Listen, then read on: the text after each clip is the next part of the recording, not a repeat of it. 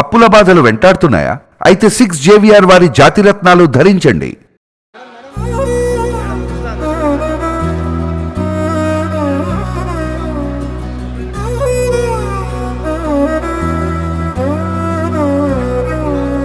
నిజగరి మగ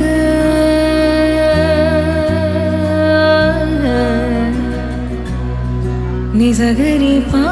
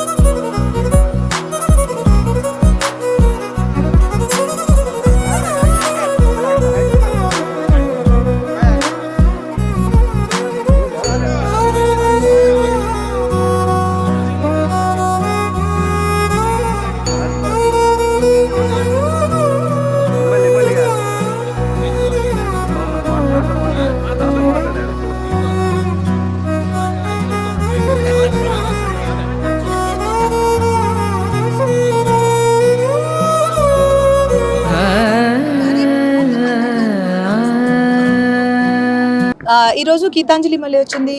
movie release అయింది.